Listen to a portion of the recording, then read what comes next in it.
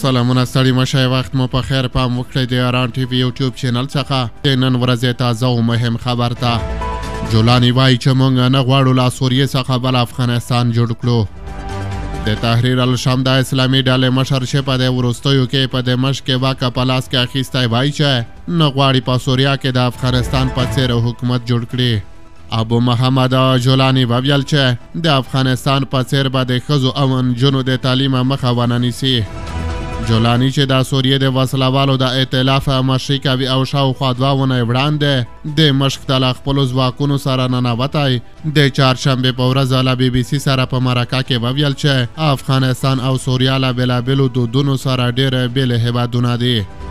هغه چې اوس یې اصلي نوم احمد شراب ولی وایي چې افغانستان یوه قبیلایي ټولنه ده، مګر سوریه یوه متفاوته ټولنه ده. ډیری خلک په تیر بیا لویدیځ هېوادونه اندېښمن دي چې جولاني به په القاعده کې د غړیتوب له امله په سوریه کې یوه افراطي اسلامي حکومت جوړ کړي او خلکو په ځانګړې توګه د ښځو مدني ازادي به محدوده کړي، خو جولاني ټینګار کوي چې هغه د ښځو د زده کړو پر حق باور لري. جولاني د سوریې په شمال لویدیځ ادلیب ولایت چې له 2011 کال راهیسې د وسلوالو په ولکه کې دی د ښځو د تعلیم یادونه وکړه. نوموړي په دې اړه وویل موږ په ادلیب کې له 8 کالونو څخه زیات یو پوهنتون لرو. زه فکر کوم چې په پوهنتون کې د ښځو شمېر تر 80 سلنې زیات دی. د سوریې د کورنیو جګړو پر مهال جولاني لومړی د القاعدې د څانګې د قوماندان په توګه کار پیل کړ او په 2014 کال کې له دغې شبکې څخه د جلا کېدو په اعلانولو سره د نصرت جبهه تاسیس کړه چې وروسته یې په هیئت تحریر شام بدله کړه. د جولاني په مشرۍ دغه ډله د ملګرو ملتونو، امریکا، اروپایي ټولنې، برېټانیا، ترکیې، روسیې او نورو هېوادونو لخوا د ترهګرو په لیست کې شامله شوې ده.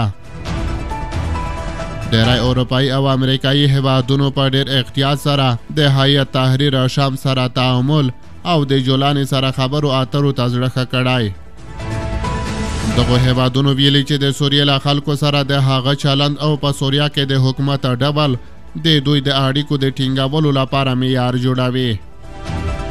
جولاني BBC ته وویل چې د ده تر واکمنۍ لاندې سوریه به نړۍ ته هېڅ ګواښ نه وي. نوموړي وویل چې سوریه له جګړې ستړې شوې ده او ګاونډیانو یا لویدیځ ته به هېڅ ډول ګواښ نه وي. جولاني همدغه راز د سوریې پر ضد د بندیزونو د لرې کولو غوښتنه هم وکړه. نوموړي دا هم وویل چې التحریر الشام نور باید د یو ترهګر سازمان په توګه ونه پېژندل شي، ځکه دا یوه ترهګره ډله نه ده.